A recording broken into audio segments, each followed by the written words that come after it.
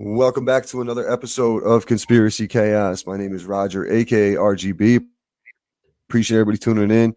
Real cool episode here tonight. But before we get into it, joining me as always, we got my co-host Florida Mike. What's happening, bro? Man, what's up, brother? Good day. Good day today. I know, beautiful day out in that Area 51. Anthony's in the house. What's up, my man? What's going on, Raj? What's going on, Raj, buddy? How you doing? I'm good, man. Nothing much. And our special guest tonight, we have Dr. William Ramsey. He's a specialist on the Smiley face killer. Dr. Ramsey, we really appreciate your time and you joining us here tonight. How are you? I'm well. Thanks for the invite. Glad to be with you. Awesome. It's gonna be awesome. This is we got a chance to watch your documentary on Amazon. Really interesting. I have a few questions for sure. I'm assuming the other guys do too. But why don't you tell us a little bit how you got into the Smiley face killer and about your documentary? Yeah, it's kind of a long story. I wrote my first book or published my first book in 2010 about Aleister Crowley. Then I followed up while I was researching my follow-up, which was Children of the Beast. I then published Abomination about the West Memphis Three. And then I published Children of the Beast in 2014. While I was researching that, I kept seeing these people who were influenced by Crowley. The smiley face kept coming up in common culture. I had no idea what it meant, but you see it in Fight Club. Actually, there are sequences in Fight Club, in Alan Moore, The Watchmen, and it made me think of this old Coast to Coast show that I listened to. I can't remember the host, but it was about this phenomenon called the smiley face killers. So in my mind, I saw this symbol. There it is. Saw this symbol, and then this kind of what I thought was an urban myth, like this story that was on Coast to Coast about. It was a woman who was I know her name. I don't want to remember. Repeat it. But it was about this phenomenon of young men disappearing and then being found in water later, disappearing out of bars, always at night. So it's very different than a standard drowning where like you go out in Miami on a boat at 3 p.m. and then somebody falls off and drowns. Very different fact pattern.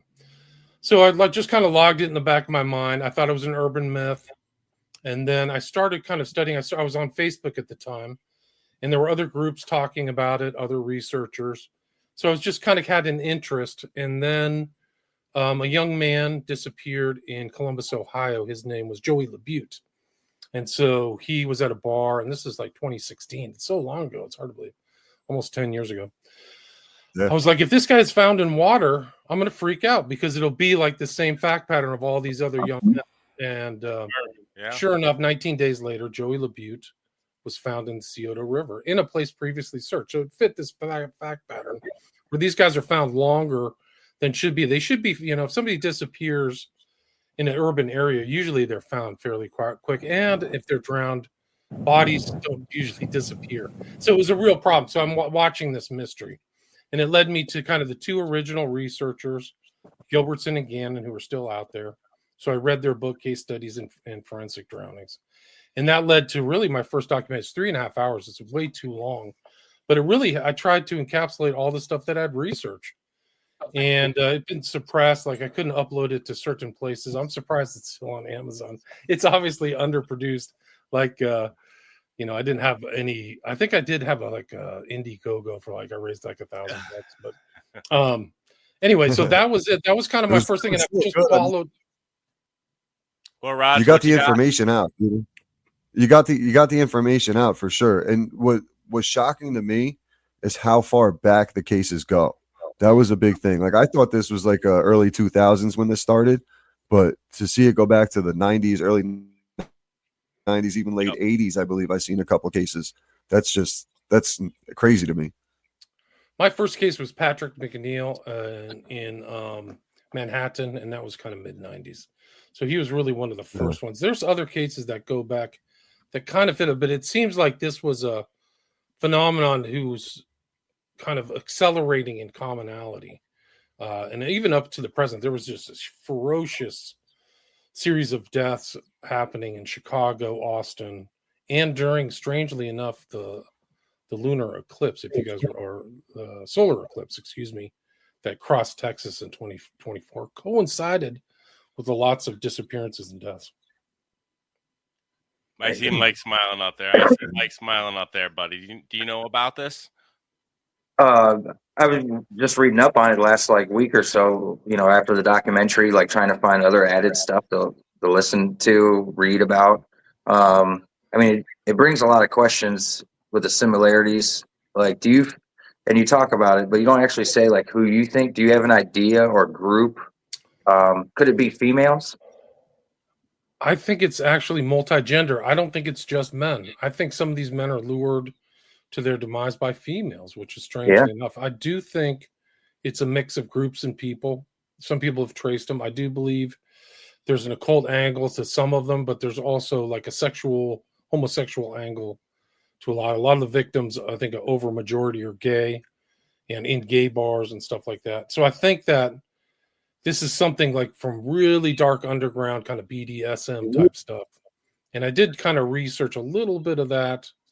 I can't remember if it was one of my first or second. There was this documentary on Netflix called Kink, Kink, and it was this kind of really kind of dark BDSM group, but they had taken over what was known as the Armory in San Francisco, and they filmed really hardcore stuff like drownings, fake drownings, homosexual stuff, but they had, it was pay only, and people from all over the world could watch the streams and pay to watch the streams. Wow. And there were things like they talked to these porn directors and these actors, and I'm like, wow, this is the kind of community where something like this would happen, where people would get abducted, be kept for a while, and then disposed of. And I think that that's really what it is, and that's why it's a commonality worldwide, because these interests are all over the world. Mm-hmm. So I think it's something like that. I think that it's some kind of really dark sexual occult type thing that targets it's different than a heterosexual crime. It's like the target is the men. It's not like a dude going out trying to find a college age girl, which did happen. Like there's you can write a whole book on serial killer males who went after women on campuses or those kind of age. Oh yeah, tons.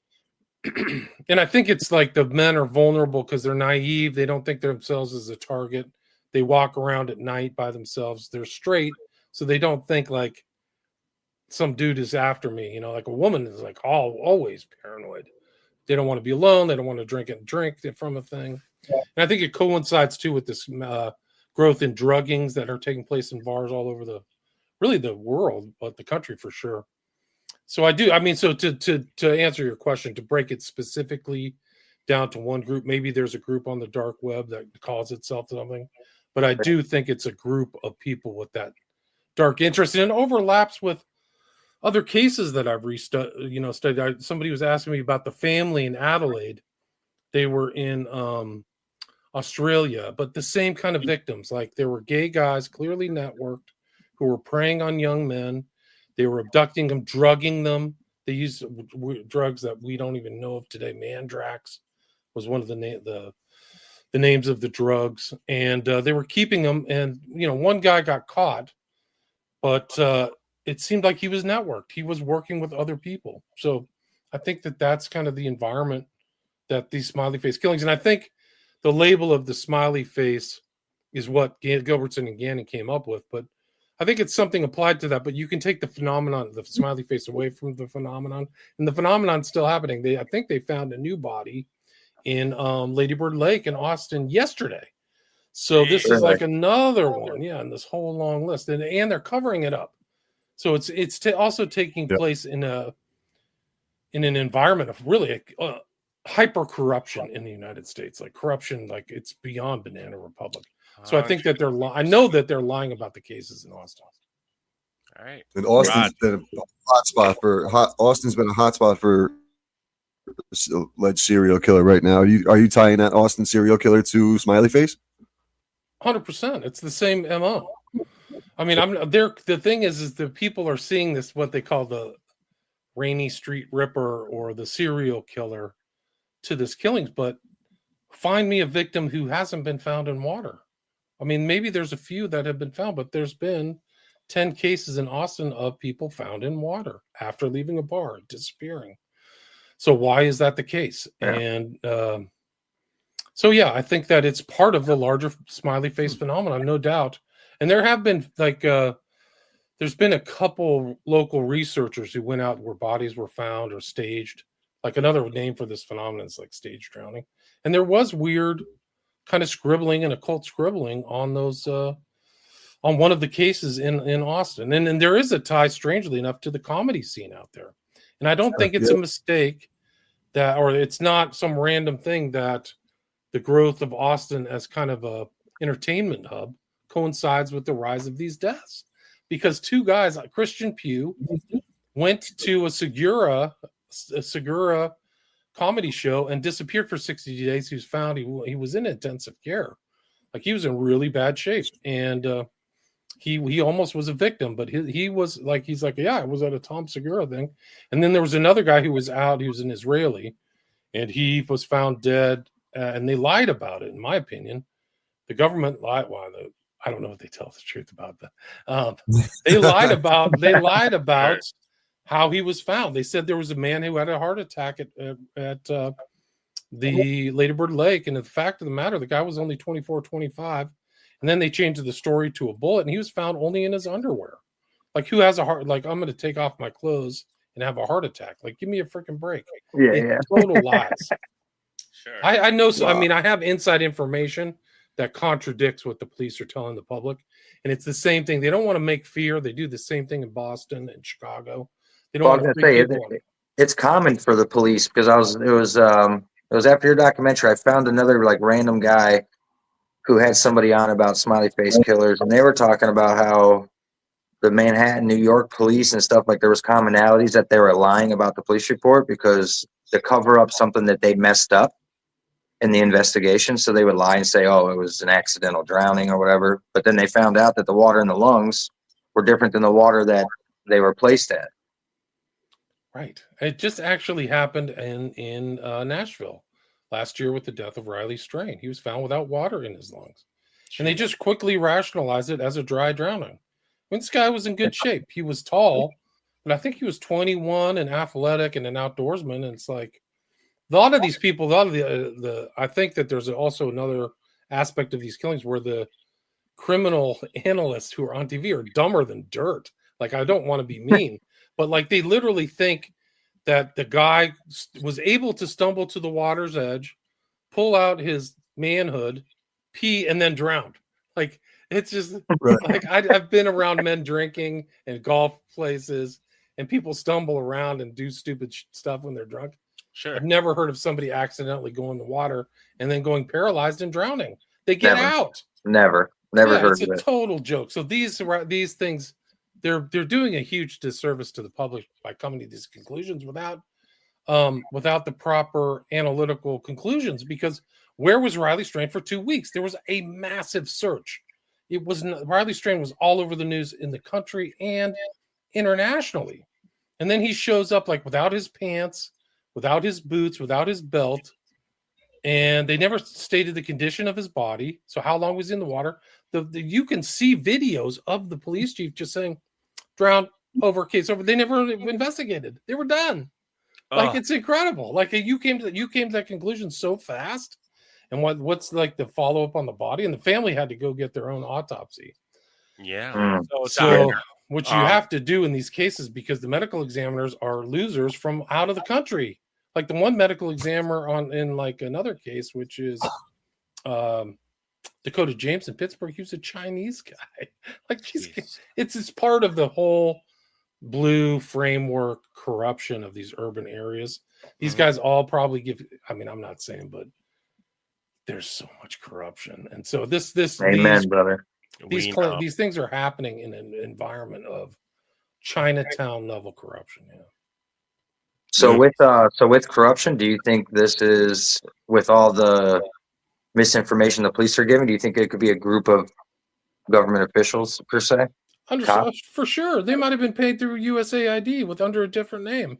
Call it the Orange Farming Group. Because the thing is for a ritual. Nobody follows up on these things. So you don't have to actually do anything. You get the money, and then you don't have to, because there's no oversight, because it's the same guys who are getting the payoffs doing the oversight. So this could easily be financed, and it goes there's a case for Obama. His chef, Tafari Yeah. Campbell. It's a classic SFK case. Somebody close to him. He's close to. We know Obama's gay, like whatever. He's part of Men's Country. He likes Big Mike. Big Mike. It goes all the way back to Chicago, which a lot of cases too. A lot of these type of cases, and he was in basically a gay BDSM group, like Boys Country, Man's Country is what it was called. There's a picture of him up on the wall at Man's Country. Like people just don't even want to go there. And I think Tucker Carlson interviewed one of his boyfriends who like went in detail, coke and sex. But anyway, Yep. Tafari Campbell, classic case. This guy supposedly went out like waterboarding, right, with one of the long kind of surfboards on a Sunday evening, went under the water and disappeared. They couldn't find his body till the next morning. And it's just like the perfect timing. The call goes in the evening. They can't find anything. He magically appeared.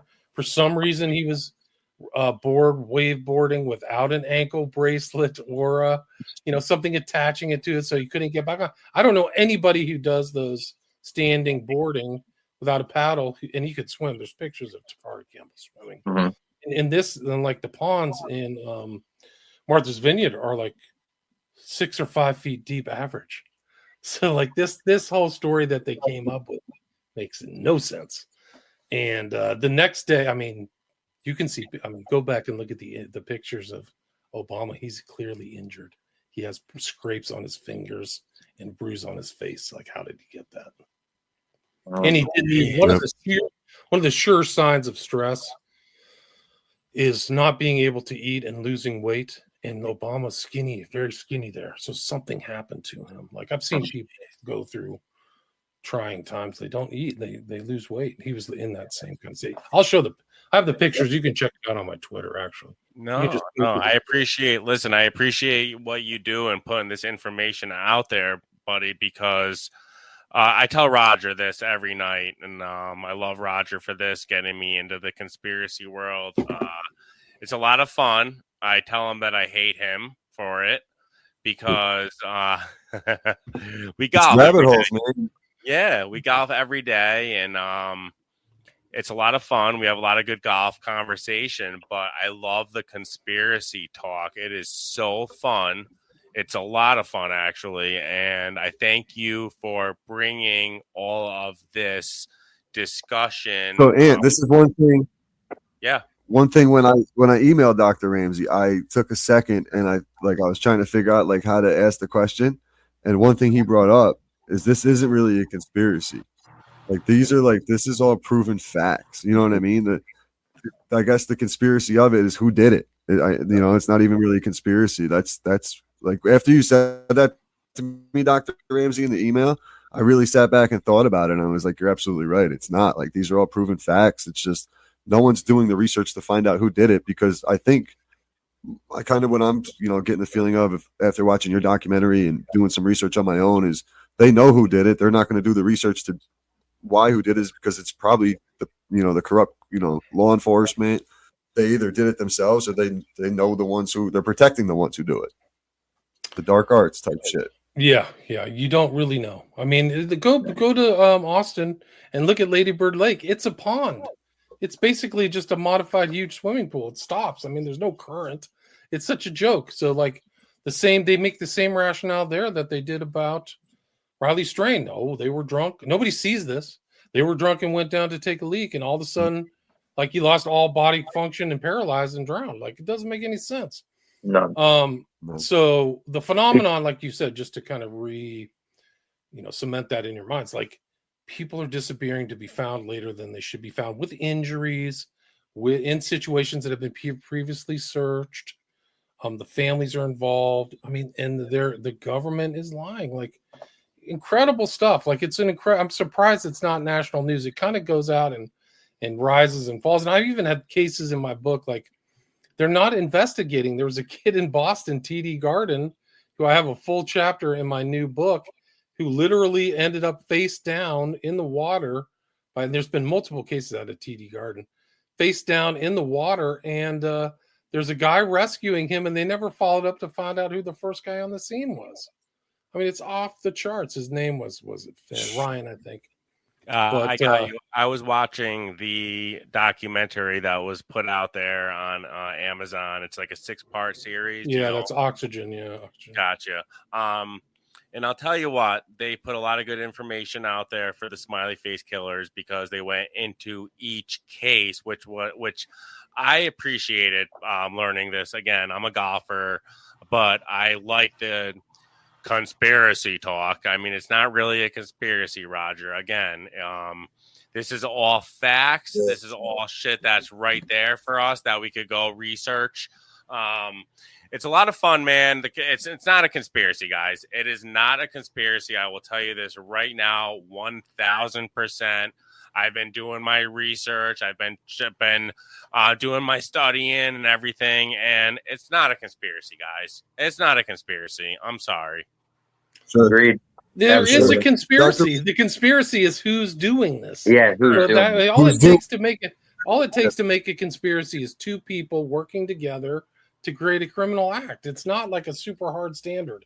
So people who think like they're thinking in terms of like, oh, this isn't something that's covered on the mainstream media. It is covered on kind of alternate streaming. I think some of these newer kind of streaming channels like AON or something have done great shows on true crime. They're better than anything on the traditional media. So I think that really the traditional media, there's such a corrupt hold on it that anything outside of that seems all in the alternate. It takes on this thing of like, oh, you're not legitimate. Oh, you're theorizing.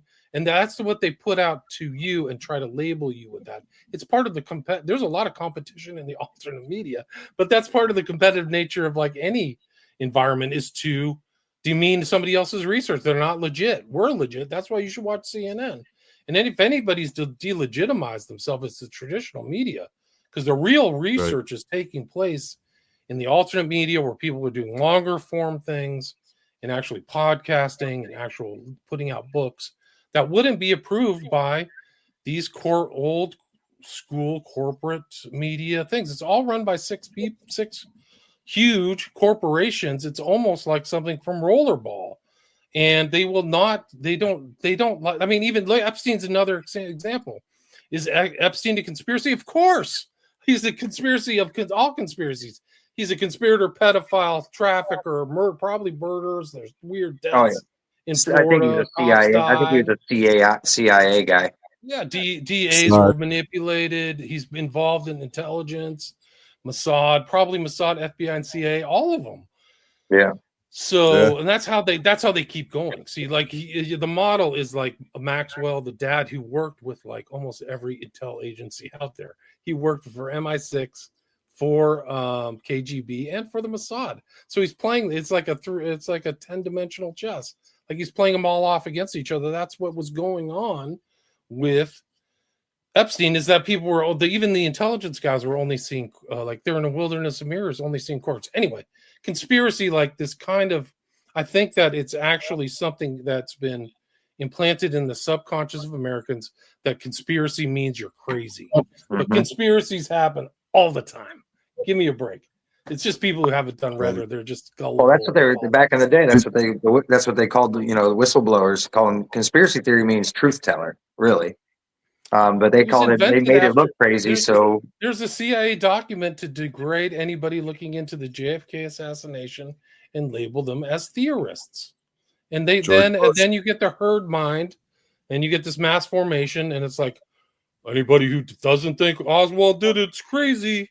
And then everybody like wants to cuddle up because that's the natural herd mentality of humanity is to always systematize and always think with the group because nobody wants to actually have the courage to actually think by themselves. That's weird. That's why they call people sheep. Yeah, right. So this is a phenomenon that started decades ago. The government's been lying to the American people forever. You're a slave. You're a tax slave. They're taking half of your taxes. And wake up. Snap out of it. Snap out of the hypnotism. Snap out of the hypnotism, the conspiracy theory nonsense, the conspiracies like, oh, William, you're the greatest conspiracy. You're a conspiracy guy. I'm just telling the truth. What's conspiracy about me? Yeah. So I don't accept that label. People do put that label on me, And they also, I don't even accept that genre.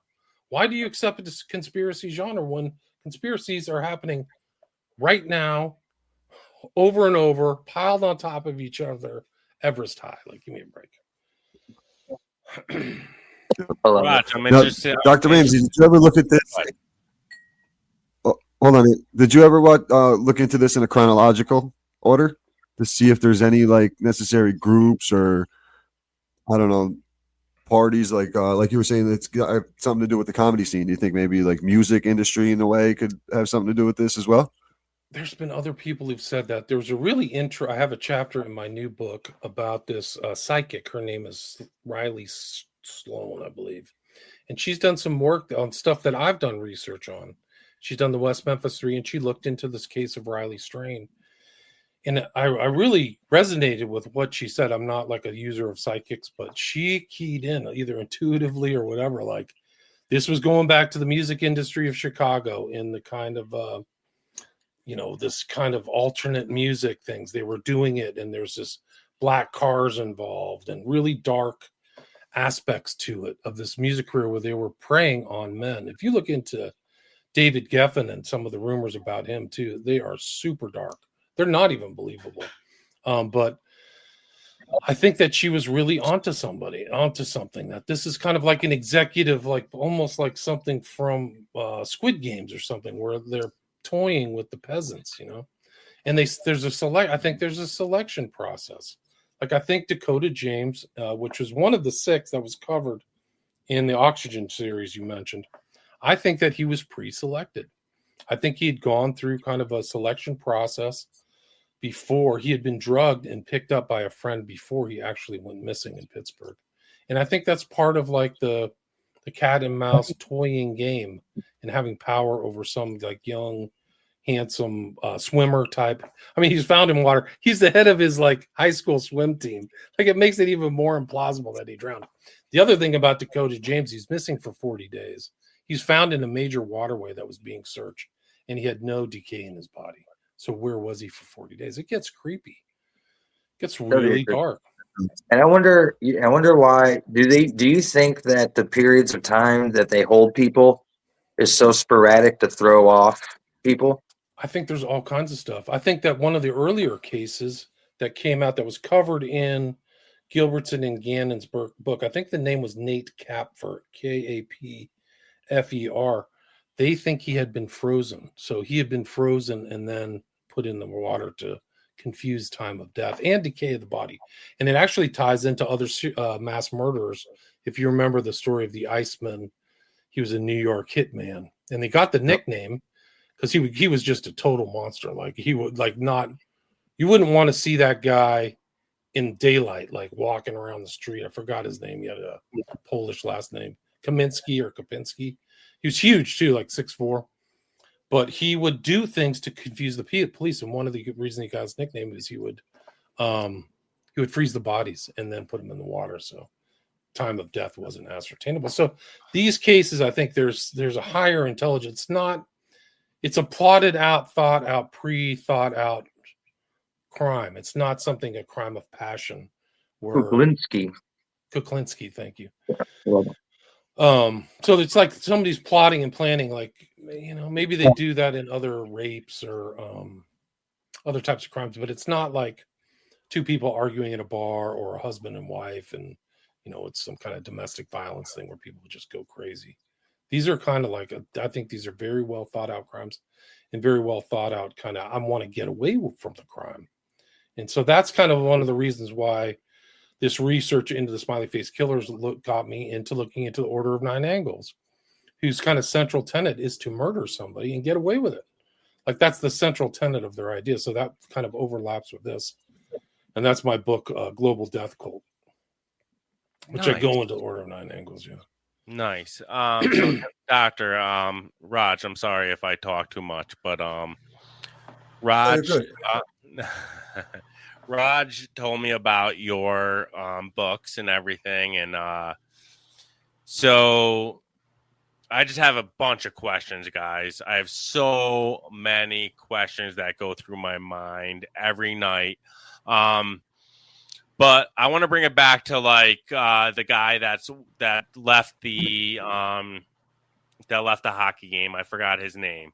So he left the hockey game and he started going for a stroll. Started going for a walk. They found his phone. Correct?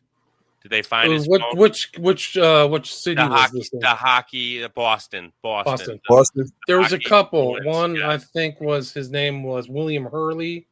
Yep. And then there was, I think TD Garden, maybe a basketball game. Hurley was either hockey or basketball. But they found his phone, yeah. I think that's the one you're talking it was the hockey. So it was the Bruins game. The story was the Bruins game, and they found his phone smashed. They found his phone smashed. And supposedly, again, these are all athletes. These are all amazing athletes, which I see these guys. I see these guys every single day out there. They could put back booze. So I don't know. Again, these questions, these are all athletes that we see every day. We golf, we're out there.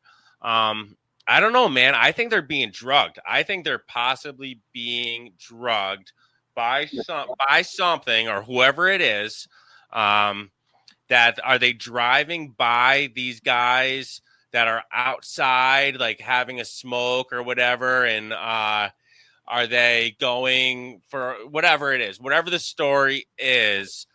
Is there a group of ladies that drive by this kid that literally they might say, hey buddy, we got a party, we got something or whatever, try this, try that or whatever. And they give him something. I don't know. I really don't know. I have so many questions with this smiley face killer. And Raj, again, thank you for getting me into this, buddy, because it's such good conversation. It's awesome. I don't know, man. Go read the original kind of book on this. Really, the best foundational book is by Gilbertson and Gannon, Case Studies in Forensic Drownings. They went in and found GHB is all over these cases. Yeah. These guys have abnormal amounts of GHB. And I do think one of the reasons why, I mean, if you look at the cover of my documentary from 2017, it has this really weird picture of a guy in leather with a tube in his mouth. And it's from a video called Broken. And when I saw that, like, you know, my jaw dropped. I was like, what the heck is this? Because it's a retelling of the smiley face killing phenomenon. Guys are driving around. They see this young guy. He's suddenly downstairs in a dungeon, and they're torturing the living daylights out of him. And then at the end, they put him in, tie him up in something, and drowned him, ritually drowned him with a tube in his mouth. And that's the whole confusing thing about these cases, that they may not even be drowned in the water that they're found in. They may be pre-drowned. That's the trick. It's that people that dark and that thoughtful. Well, if you look into the guy who did that video, he is one of the darkest people imaginable. Peter Christensen or Christopherson, Christensen, I think is his name. It's unbelievable. But then, so I think they are driving around. And some people have speculated they literally stun these guys. So they're either being drugged in bars, or there's somebody's driving around in a group and they get a guy close enough and they stun him. Like one of the other cases that came out of TDS Garden, well, other than Hurley, was a guy by the name of Kelleher. Young guy drinking, you know, walking north. They can find his cell phone. They know his cell phone direction. He somehow got across, I think it's the St. Charles Bridge in Boston. They can follow him. All of a sudden he stops, and the follow of the path of, like, he disappears. But the path of his cell phone, they can follow the pings going south past TDS into the urban area of Boston and then stopping. So, like, somebody seems like it, like if you could trace that, somebody abducted him, put him in a car, and then realized, hey, we still got his phone, guys. We got to get rid of this. And so I think they are using something to subdue, either through drugging. And a lot of these cases, if you read through Gilbertson again, and even some of the cases out of Austin or Chicago, these people start acting out of character, even after one or two drinks. So they'll have, or some aren't even drinkers. Like there was this one kid out of, I think it was Martinez, out of Austin, very healthy guy. Like his brother talks about him online. They used to work out and go lift weights every day. Like these are like healthy young males.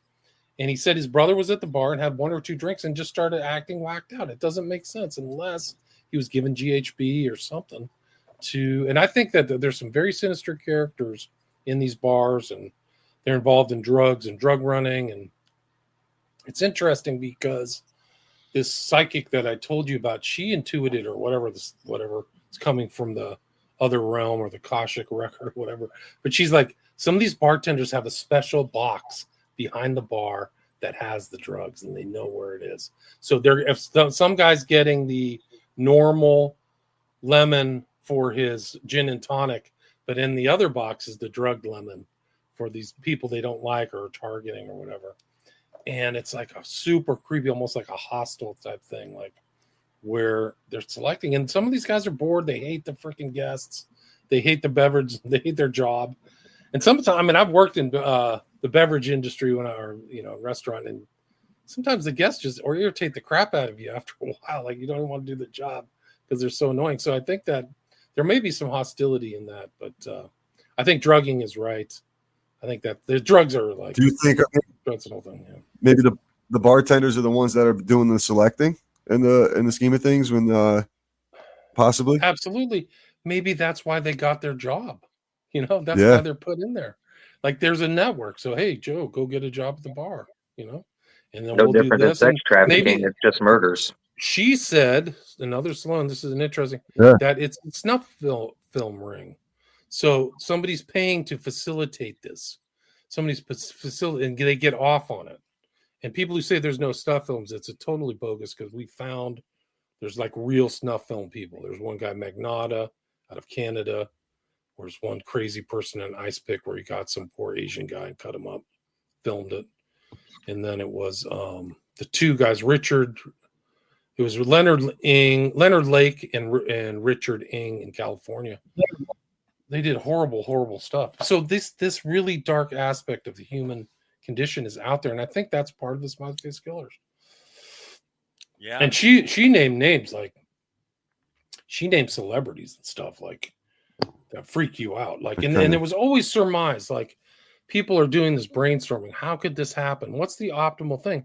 Well, the optimal thing would be to come into a town, commit a crime, and leave, because you're not in that same terrain. And it's interesting because I mentioned Joey LaBute in this earlier talk in Columbus. What was going on when Joey LaBute disappeared? It was the Arnold Schwarzenegger Classic, bodybuilding classic. Everybody flies into town. It's the #1 bodybuilding convention in the world. So they fly into town. They're in the bars. They're partying and working out. And I didn't know this, but apparently there's a real strong undercurrent of homosexuality in these bodybuilding things, which makes perfect sense because it's men, right?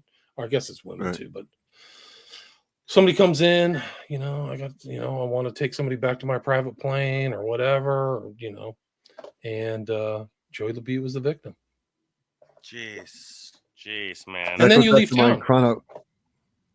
Go ahead, Raj. Yeah, and it's international. Well, I mean, there were stories. Have you ever heard the stories of the Chinese guys who were in China who were paying people in Ukraine to like rape women and children? And they were paying huge amounts to very poor people to fly into places in rural Ukraine before the war and do horrible things. There's all kinds of organ trafficking too taking place in Ukraine as well. But so there's this very dark underground, and I think that the Smiley Face Killers is really part of that. But it's happening it's interesting that this phenomenon crops up right around the time that the internet pops up, right? Like, so there's not many cases of these disappeared people in water. So the internet facilitates this networking. It facilitates groups, sharing stories maybe, or talking about things, or people with similar interests. Some that are good, like maybe basket weaving, ceramics, but then the really dark stuff, the pedophilia, and we know there's just massive trading of pedophile stuff on like Facebook of all places. In some of these places, like Zuckerberg, he was in Congress admitting like he was sorry for not putting an end to it, which tells you like he's blackmailing the crap out of everybody on Facebook. Oh yeah, in my opinion, he's a real he's a monster. Like he's literally a monster in the United States. So these similar interests are there, and you can hear these red rooms are real. Like they found red rooms. There was a guy in Philippines, I can't remember, it's pitch black evil. Like you cannot even believe he was doing this, but like he was running these red rooms. Like I talked about the armory, he was doing it, but like literally kids and like unspeakable depravity. Like I don't even know what to compare it to. It's insane, Doctor. Again, we appreciate you doing all this research, man, because it's eye-opening. It's eye-opening for sure. Here's another interesting aspect of all of these smiley face killings, and it's the opposite of what happened in the film. What is it? Silence of the Lambs. Almost all of them are middle class. It's so weird. That's like the pre-selection thing. So nobody rich, no son of the rich, no son of the famous, no son of doctors and lawyers.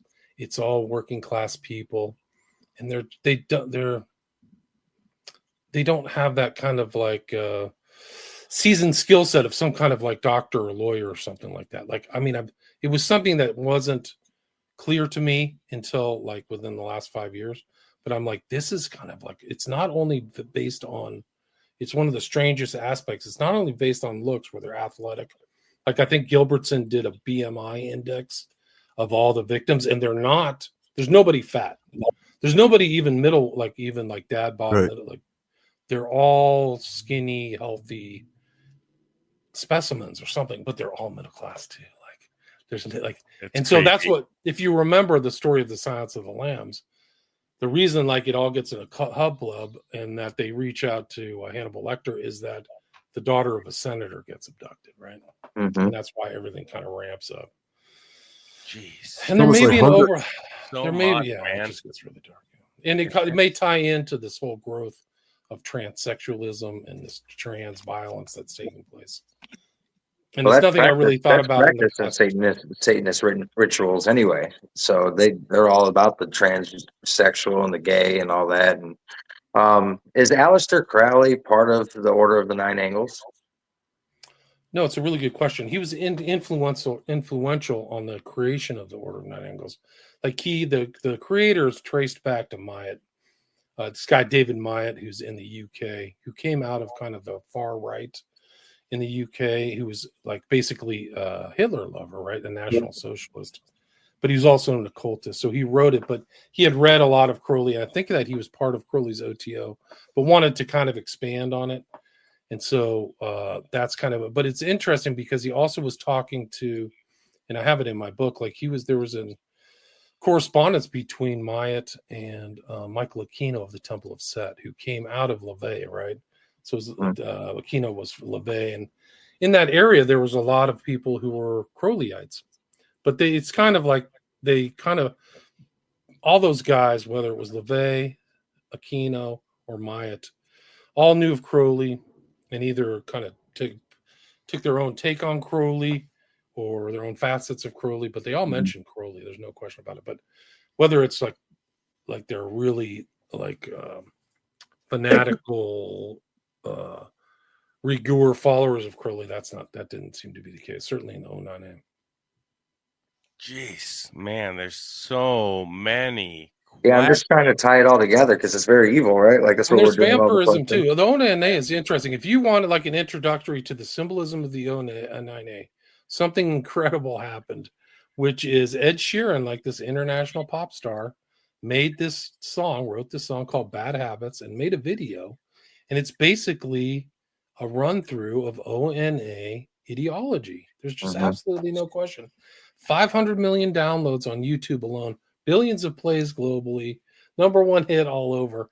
It's the freaking 09A. Like it's off the charts. The sun goes down. He transforms into a vampire. He's going after the mundanes. They have this really view of like the average human's just a cow. He has his own posse of fellow vampires. They have smiley face earrings. They have smiley face necklaces. He meets this little kid. He goes through this whole yellow smiley face balloons, the same color of the smiley face that's in the Smiley Face Killers and all these films.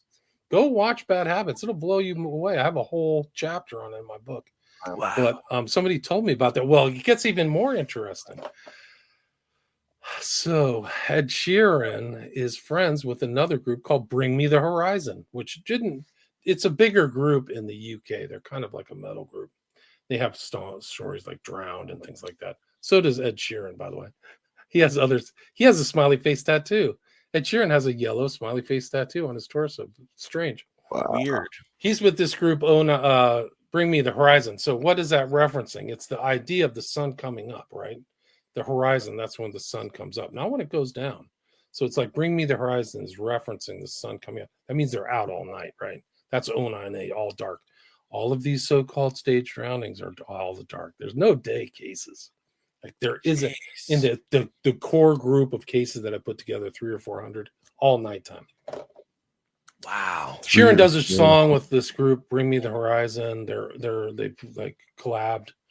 They're friends. Who also has Bring Me the Horizon collaborated with? Grimes. Who is Grimes? Grimes is one of the paramours of Elon Musk. Really, this guy, or yeah. call him, or the Nazi, or whatever. Jeez. And they're trying to label him as a Nazi now, but he talks about dark MAGA, right? Have you heard this term, dark MAGA? I've heard it. I don't know. Can you educate me? I have heard it, but I don't know what Can it you really guys hear means. me? I can't hear you. Yeah, you're good. Okay. He's about droning on about Grimes and stuff. Which part did I? Yeah, that's where we heard all that. Yeah, we heard about Okay. Grimes, Elon's. Elon, Elon's have you heard the word dark MAGA? No, that's what we didn't know. We didn't know what that was. So like, there's MAGA, the red hats, but Elon's been. You will see him with this kind of concept of dark MAGA, which is like kind of more kind of chaos magician, I guess, interpretation of the MAGA movement. But it's weird because it ties Musk to his ex-girlfriend or whatever, Grimes, to Bring Me the Horizon, to Ed Sheeran. But it's the concept in the ONA, Ed Sheeran to the ONA. The ONA's doctrines are that they are going to create a dark imperium, and they are going to ascend from Homo erectus to Homo galacticus. So they're talking about a 400-year plan to create a new solar imperium. And it comes out of these far right ideas, and it's called the Dark Imperium. And what the heck is Elon Musk doing? He is creating kind of he's going to go to Mars, right? So like he's creating this new system or whatever. Like he's off on another thing. And some of this dark MAGA, it actually has kind of a philosophical background. And one of these guys who's the philosophical view of this dark imperium or dark government system is a guy named Lind, who is affiliated with the Order of Nine Angles. Wow. Yeah. I got to look into the Order of the Nine. I'm not too familiar with it. This Look is up all Global pretty new. Death Cult. Look up Global Death Cult. It's like I published it in 2001. And I think it stands the test of time because it's kind of a historical background of the Order of Nine Angles. So I go from its kind of inception to 2021, not 2001, 2021. So I follow the murders, deaths, known things, members, spin-offs, all the way on. There's actually, it made it to Russia. I was on a huge channel in Russia, like with 5 million subscribers, talking about the Order of Nine Angles because they have a problem with this kind of new brand of Satanism. It's so crazy how everything always ties into it. Everything always back in. Yep. Yes, sir. Everything always ties in, man. Everything. These people are in public. Just one piece Elon leads to the Musk other. may know. He's obviously very intelligent.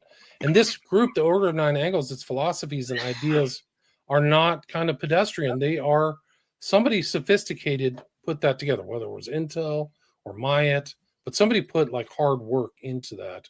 There's 10,000 documents, like 10,000 pages of documents. It's not some kind of like somebody wrote Kaczynski wrote a 50-page treatise. No. It has very sophisticated ideas of infiltration, getting away with killings, of being against humanity, of having its own kind of crew, that the rest of humanity is a bunch of mundanes. And they view people kind of like sheep or like a herd. Like it doesn't matter. They don't care. We don't care about them. And they're above the law. So like all these ideas, you have to understand that. And there's been killings of these guys. I don't know where you guys are, but there was a killing in Canada by an 09A member. His name was Willem von Nudegem, and he went out and slit people's throats in the night. Just randoms. That's the whole thing. You're supposed to pick somebody randomly. You're not supposed to get at your friend or anything that can be traced back to you. Right. And that's kind of like the smiley face killings. Like it's not their friends. I don't think it's their friends. No. You got definitely some type of ritual. Yeah. Here's another interesting one. There's another case that's not really covered in a lot of the stuff, but it's the case of Colin Finnerty. He was the number one quarterback for 2 years. He won the national championship for college at level B, smaller college schools. But he was a great athlete, and he would go hunting in Michigan, and he disappeared. And he was saying, you can go see documentaries about this guy. They're online. Like Sports Illustrated did a documentary. Like Colin went out. He said he was being followed. There was a massive search. Then he found out in a place where there was previously searched. Well, I know somebody who decided to remote view Colin Finnerty's death. And it was much like this guy Kelleher I was telling you about, where they could follow his cell phone pinging in weird places around Michigan, central Michigan. What was he doing before he was found dead? And so what the remote viewing, I don't know if you've looked into this, but it's basically like kind of like a scrying where it's training. Yeah, I'm just getting into the remote viewing. It's really a trip. It comes out of CIA and all these other Stargate stuff, which is interesting because Trump called his AI project Stargate, which is kind of strange because it's almost like they're going to remote view you, which, I mean, whole technocratic element of Trump is a whole nother story. Anyway, this remote viewing, the whole thing is like you're supposed to be in an information-free environment. You have no idea what the background is. So you're supposed to not have any idea of names, dates, places, anything. So you're keeping the kind of environment of this guy doing the remote viewing totally cleansed. Dude. What this remote viewer, you can see it in my book. He's doing drawings. He's saying, okay, this guy was here. He was abducted. He was taken in a van to another place. And I'm getting this feeling of something over his mouth and somebody pouring water over his face. And I mean, it's just so incredible because this guy from Switzerland is keying in to what might be happening in these smiley face killers. They are being water tortured. That's the classic water torture. You put a cloth over somebody's face with water. And he says the victim doesn't know what's going on. He's totally confused because he's a random victim. All right. And so then they have and they're driving around. And the remote viewer reflected what people knew about the cell phone data, that he was being driven around and then dumped. It's off the charts. Wow. It's so, Dude, it's off. Look up Colin Finnerty. Look up Colin, Finnerty. Look at the documentary from, and this is like one of the real problem. The thing about this phenomenon is people see little pieces of it and they're mystified. They're like, a stone eater. I don't know what the right word is, but they don't quite see the big picture that it's happening all over the place, all over the world. And these one cases are just little parts of this huge tapestry. So people are saying, oh, there's just a serial killer in Austin. No, this is part of a larger thing. There are guys flying around the world. There's another case that happened you remember, have you read about this trans death cult type thing where people were dying in California? Yes. Okay. Yeah, Tripoli talked about it a little bit. Yeah, okay. One of the guys is from Oxford. Well, I did a case about a smiley face killing in Oxford who was a trans killer. His name was Scarlett Blake. And he did a kill. He literally went out at night during the break from COVID in like 2021 and found a random victim and killed him and dumped him in water. His name was Jorge Carreño. He is Spanish. And the interesting thing about him is that the reason they caught him he was a perfect crime and he was around the death. So he would go and take pictures of the death scene. I mean, really vampiric, creepy stuff. And he was a trans guy out of Tavistock. It's unbelievable. He's Asian. And if you saw him, you would be like, this guy looks like the most non-threatening person on earth. And they kind of have that. That's what's scary.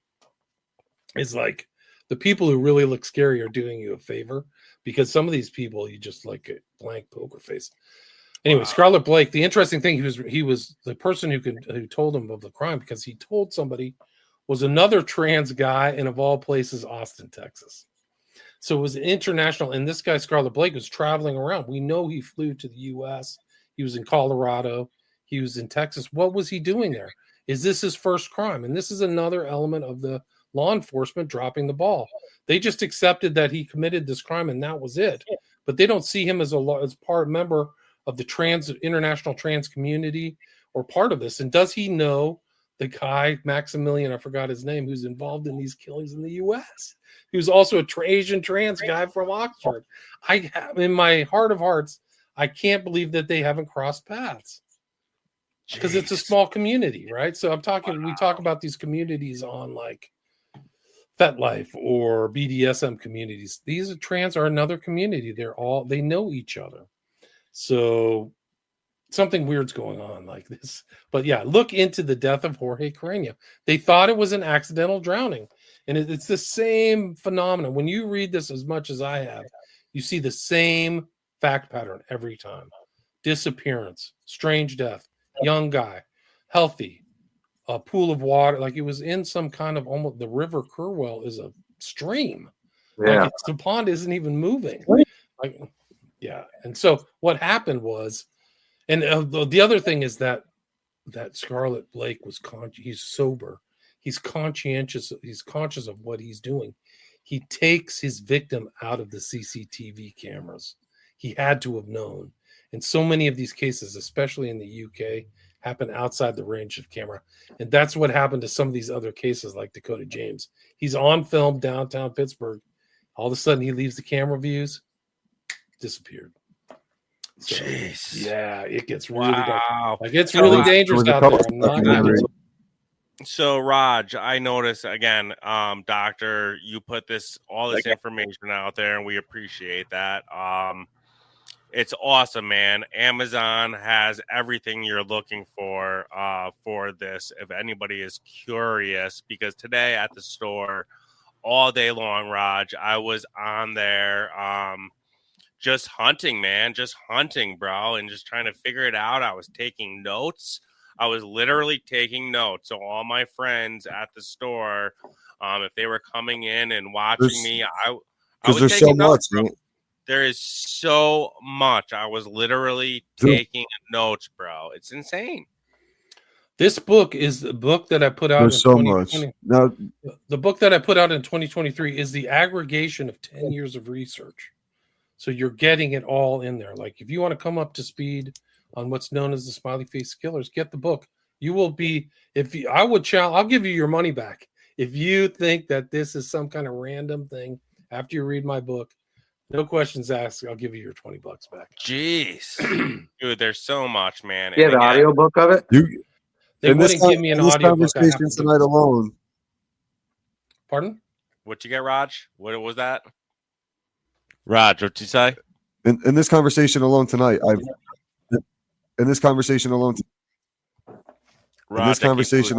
there's about 5 different things you've made me think of in a different way than what I thought about before. Definitely. Yeah, I mean, the thing is that I thought it was a urban myth.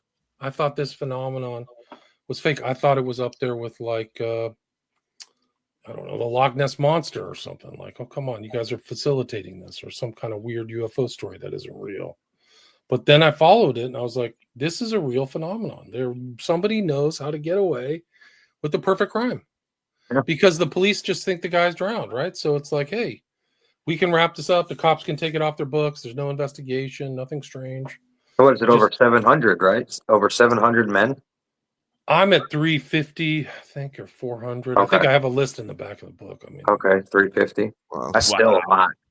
I'm sorry. I'm just literally listening. 373. Okay. This is insane, guys. This is so insane. This is out of my comfort zone, guys. I'm a golfer. Jeez. So we know. My mind is like this, guys, right now. It's insane. I'm just lost, It's guys. nuts. You can't go out drinking by yourself if you're a young guy who's in his early 20s, at college age or whatever.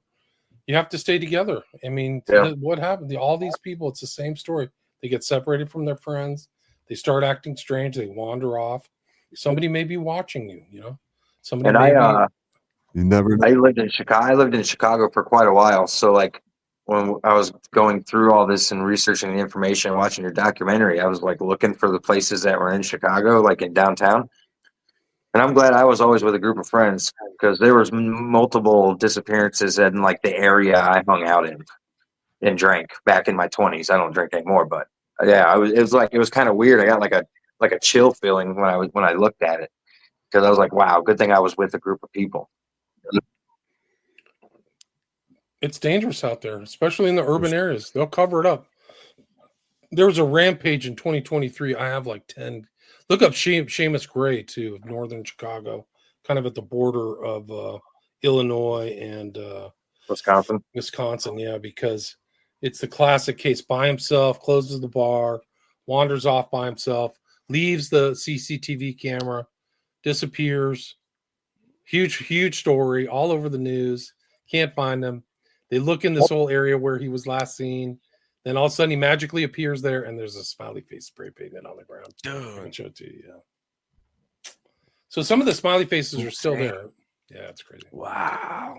And I think it's That's kind of crazy. a signal. Like this is like, hey, I'm one of your team, and this is what we pulled off another one. We pulled off another crime.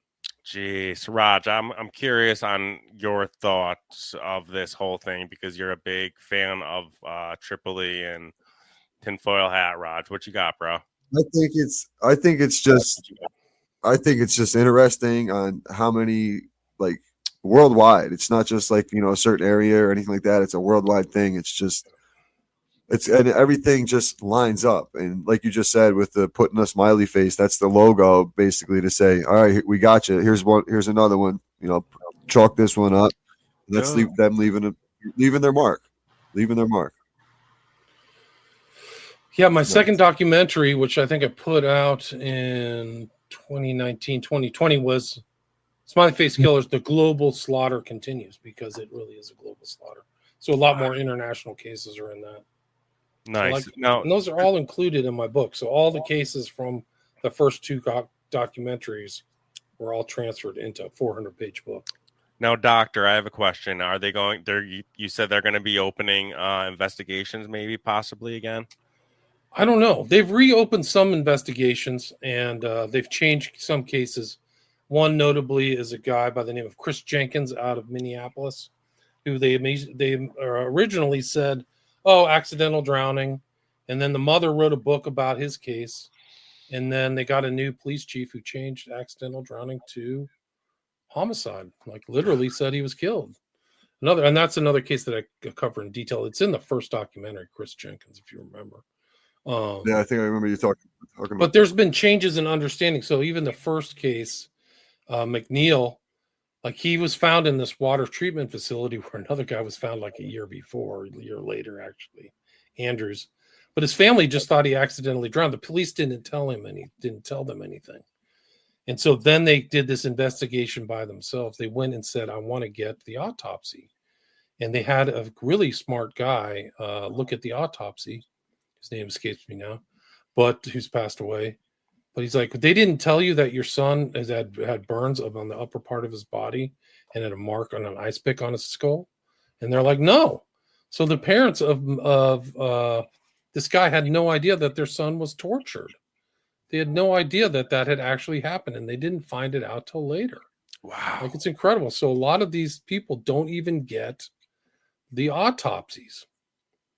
I mean, it's just off the charts. And the guy's name is Dr. Cyril Wecht, who's a famous JFK researcher, too. But he said the upper body also had char marks and burns as someone had used a blowtorch while torturing him. Yeah. Cyril Wecht reviewed the McNeil autopsy photos and agreed that McNeil was bound and burned while still alive. Wow. That's insane. Wow. Based on the fact that fly larvae and indoor That is fly were found in the groin area of McNeil's body, Dr. Wecht concluded that he was dead before being placed in the water. I would call it a homicide. He's probably still in accidental drowning. So there's a lot of weird stuff like that.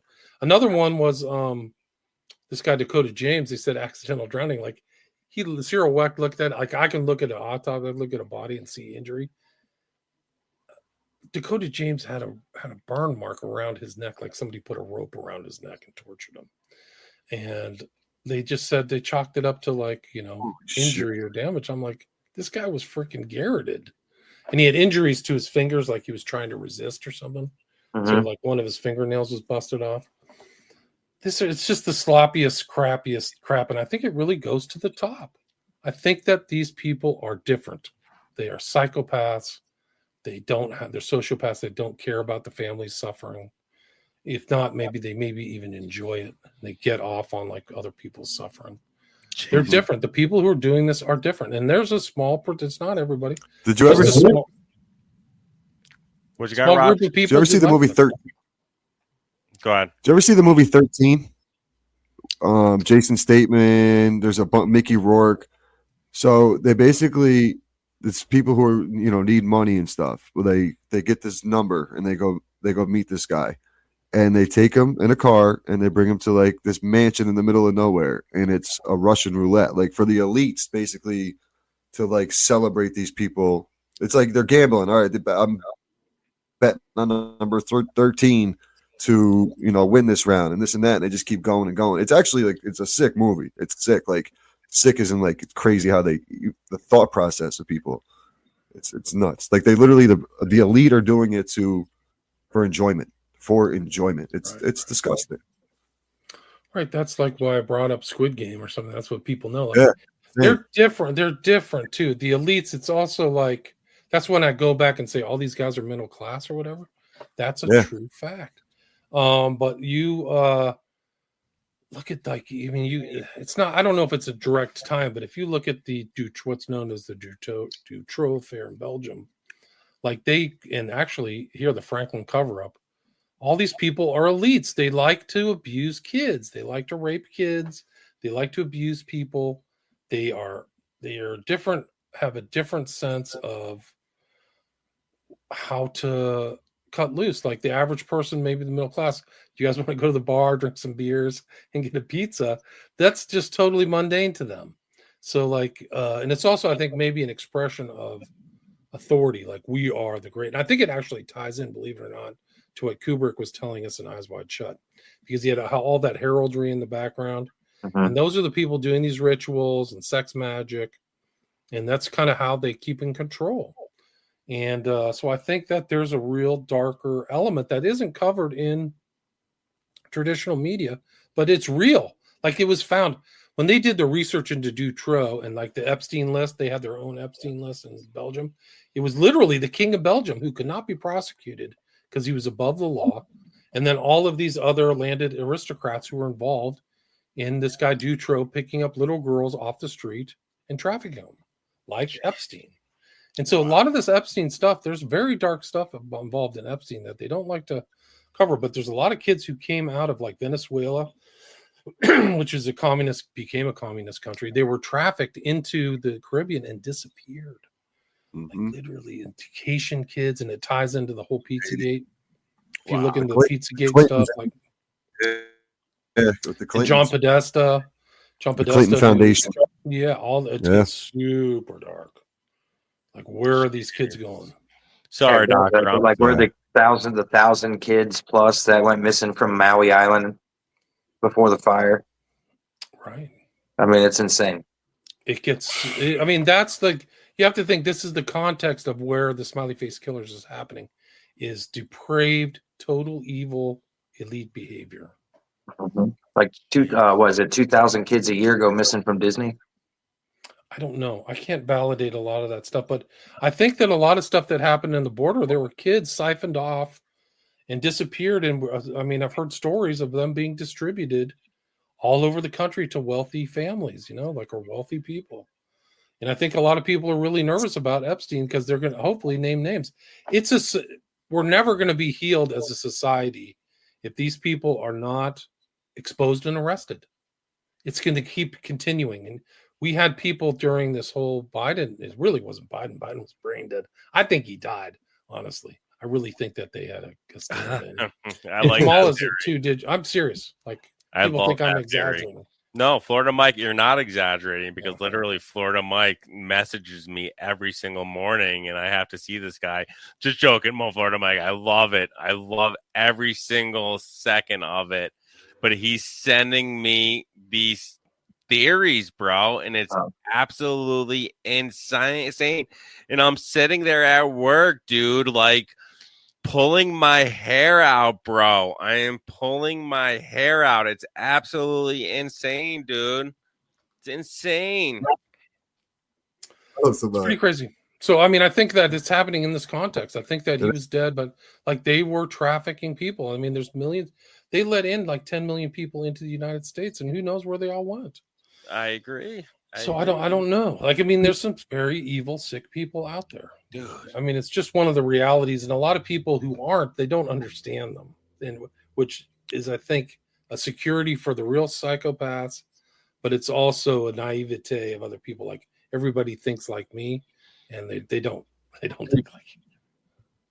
Wow. Some people like torturing people, right? And I think they work up to it. Like I think it's like a drug, like any other drug use, where like if you do heroin, you need more and more to get a rush. And so if you become a BDSM sex addict, you need a bigger thrill, more violence, more whatever.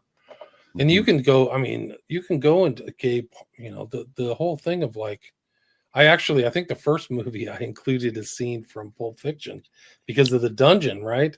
Like the dungeon and the gay golf, the ball gags and all that stuff. I think that's all real. Like I think that stuff really happens. Wow. And that's why they put it in the movies to show us. Yeah. I think there's a lot of exposure by what's his name? Quentin Tarantino in that movie. Like I think he wrote it. He showed the cleaners, he showed the violence, the hitmen, the drugs, the heroin dealers, like the real dark underground, the fixed sports games, right? So he was a fixed boxer trying to flop and all that stuff. So I think that's all, and that dungeon where they're like literally, you know, white trash guys raping dudes. They're not. I mean, externally, maybe if you saw them, they look like, you know, hillbillies or whatever. But that's what the story was, you know. So I got and the code words, right? Hey, Zed, I got a couple of flies, right? So I mean, that's even another one. Yeah. It's not. He's smart enough. Like, hey, I got two guys we're gonna rape. No, hey. The flycatcher caught a couple flies, you know. Yeah, like Adam Sandler and Jennifer Aniston always say, "Hey, you want to go get a couple slices of pizza?" Like, oh, we throw great pizza parties, don't we? Like, if you watch enough Hollywood films, you'll see that reference over and over again, all the time. There was one I saw with Keanu Reeves where he's like, there's two women who show up at his house or something, but they use that term, like, hey.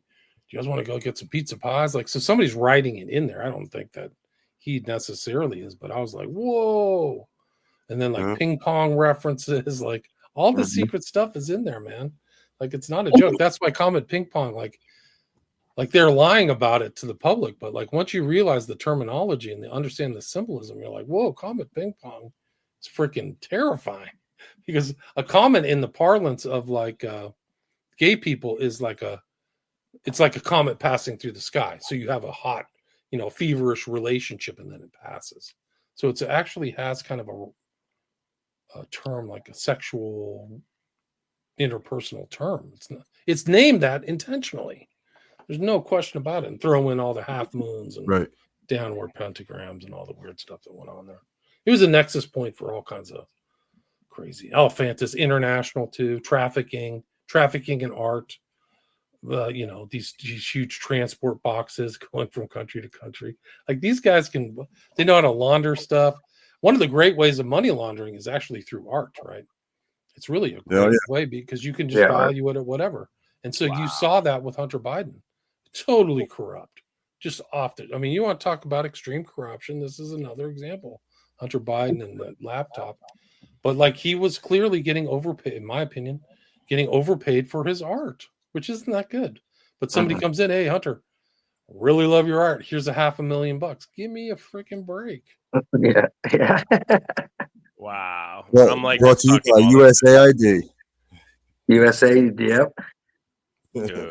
So you have to, I think the smiley face killers, it becomes more when you couch it in the terms of incredible Sodom and Gomorrah level corruption among the elites. It makes sense. Like, and you did Diddy parties and all kinds of stuff. Like so many people have died. That's a whole other episode. Yeah. I mean, that gets really dark because you can end up dead. Like, they'll kill you. It's not a joke. I would love to have you back on for an Aleister Crowley episode, man. That would be crazy. That's what I was just thinking, man. I'd love another elite depravity, you know, poor people doing crazy rituals, a lot of money and a lot of free time, man.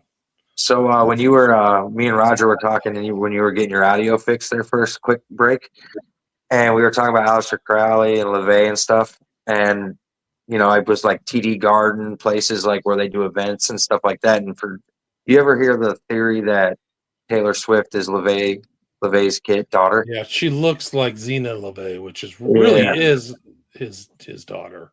Yeah. So I don't know. I looked her up, and she actually has a smiley face clothing line. Wow, I'm not surprised. Nothing really surprised me. Florida Mike, I sometimes I gotta fact check you, bro. Are you sure about that? I just looked at it. I'm not saying they're connected, but that's a weird coincidence. Wow. The fact that Taylor Swift has a smiley face clothing line in itself is an interesting thing. It kind of goes back to another celebrity he was talking about earlier with Ed Sheeran doing it with the music. Exactly. And Taylor Swift is a satanic witch, supposedly. They say. Nothing would surprise me. But a lot of these guys, if you watch enough, like you'll see all these people with the smiley face on their clothes. And it's like, what is it doing there? I mean, I can go through Justin Bieber and you said Taylor Swift. What's the other one? Selena Gomez, Beyonce. It just goes on and on and on. What are they saying? What do they know? Well, the girl who I mentioned earlier, who was she was the psychic, said that it's a sigil. It's like a magical sigil in a smiley face thing. So it has an esoteric and an exoteric meaning. So smiling skull is what it is. Florida Mike, I am literally so mind blown, guys. I am so mind blown. It's insane. This is a great episode. This is such a great episode. I'm loving it, dude. Dr. Ramsey, I don't want to keep you too long. I know we only had you booked for about an hour or so. So why don't you take a second and let the listeners know where they can find you? I know you got all your documentaries and your books. Why don't you let the listeners know? This book on Smiley Face Killers, I think, is the most complete record available. So it's all in one place. I broke it down to all the other researchers, so people don't have to go look for, because it's not just me. There's all these other, Jim Smith and all these other great researchers who are out there, and I've included them in this book purposefully because I want people to see how people are understanding the phenomenon of time and space in different areas. There was one out of Boston who called it the Boston drowning. So she's like, this is weird. Her name is, I can't remember. Anyway, the book is available. You can find it on Amazon. They wouldn't let me do an audiobook, so I got to do an audio. There is a Kindle. All my 5 books are on Amazon. You can read about Aleister Crowley, Children of the Beast, Abomination, Order of Nine Angles, which is Global Death Cult. I have 5 documentaries on my Patreon. All you have to do is pay $5. You can watch all the documentaries for free after you pay $5 for your hearts. I mean, I have 2 on Smiley Face Killers. Can I Hollywood interrupt? I am signing up for that Patreon. I'll give you $5 a month plus tips. You take 10. Well, yeah. Here's the other benefit: is like every $20 you donate, you get a free book. I'll send you a free signed copy, so you can get a book. So I think it's a good deal. I love it. And then I have 1,300 episodes. I've done shows on so many different topics, a lot of different guests on cool, guys. William Ramsey Investigates podcast. I love it. Thanks. Thank you so much, man. Really, for your time, dude. It's really, I'm not just saying like awesome with my heart, bro. Appreciate you telling Stay safe. Be safe. Things are getting crazier by the day. Yes, sir. Stay together when you're out with your friends and you have people who are young, men or women. You don't want to really terrify them, but like things do go bad. When women go out together, they might as well be going out into the backcountry in Vietnam, and everybody in the platoon comes back safe. It's the same thing with men. Don't leave people out there alone. If they're leaving, end your night early and go home with them. If they overdrink or acting strange, they may have been drugged. It's happened. One of the interesting things about the Riley Strain case in Nashville is how many people came forward and said, I was in Nashville and was drugged and couldn't remember anything for 12 days. And like, there were so many cases. Like they all just came out of the wood. Like there's no place for people to say, tell me your drugging story. Right. Yeah. But then once Riley Strain, like he was acting strange, falling down. This was an experienced drinker. He's a big guy. He was in a frat. Like at 21 and you're a senior, you've done the puking. Yeah. You've had the bad experience with shots of tequila. You know, you kind of pace yourself. He flipped out at 9:30. He wasn't pacing himself. It doesn't make sense. Like I've been around frats in college. Like you're trying to make it till 12. Or I mean, some of these guys drink all night. Like they'll drink till 4. Bud Light. So anyway, stay safe. See the sun come up. Yeah. Again, thanks. Again, will you come on the podcast? Can I formally invite you? Sure. Of course. Just let me know. I appreciate you. Thank you so much, man. Thank you. Thanks for having me. It's great to meet all you. And great to meet you as well, really sir. Appreciate it. Really appreciate it. Cool, man. If you ever make it to New York, definitely hit us up and we'll link up. And we'll send you the audio with the links and stuff. Yeah, it's really the urban centers are really the most dangerous. Boston, New York, Philadelphia, DC, Chicago. Yep. That's where you got to watch out. Chicago, Austin. All right, guys. Thanks, Doc. Peace. Appreciate you. Appreciate you. Out.